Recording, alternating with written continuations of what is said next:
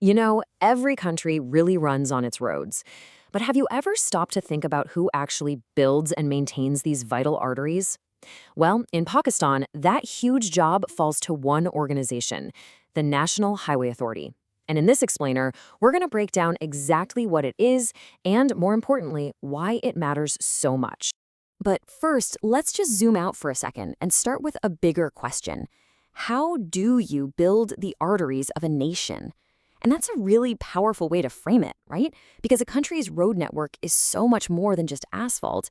It's the circulatory system that carries its lifeblood. So let's stick with that idea of a nation's lifeblood for a minute. Because before we dive into the who builds the roads, we really need to get a handle on why they're so incredibly important in the first place. I mean, think about it. Every single highway tells a story. It's the story of goods moving from a factory to a bustling market. It's about people being able to visit family who live hundreds of kilometers away. And on a bigger scale, it's about connecting isolated regions into one unified country. This is literally the foundation of a thriving economy. All right, so who's the author of this story in Pakistan? Well, this brings us to the National Highway Authority, or as you'll often hear it, the NHA. Let's get into what this organization actually is. Okay, let's break this down. The National Highway Authority, or NHA, is a statutory body. All that really means is that it was officially created by an act of parliament.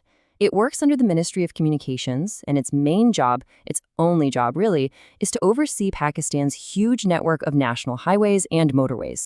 But, you know, an organization this important doesn't just pop into existence overnight. Its creation was actually an evolution, a direct response to a need that was getting bigger and bigger over time. And you can see that evolution right here. The whole process really kicked off back in 1978. That's when the government took 5 key roads connecting the provinces and said, okay, these are now federal national highways. They set up a board to watch over them, but it wasn't until 13 years later, in 1991, that the NHA Act was passed, creating the single powerful authority that exists today. Okay, let's fast forward to today and look at the sheer scale of what the NHA is dealing with. The numbers here are, well, they're pretty staggering. So first, let's just talk pure scale. The NHA is responsible for a road network that stretches for 12,131 kilometers. To put that into perspective for you, that's roughly the distance from Islamabad to London, and then all the way back. That is a mind-boggling amount of road to manage. And you gotta remember, that massive distance isn't just one long straight road. It's a complex web made up of 39 separate routes.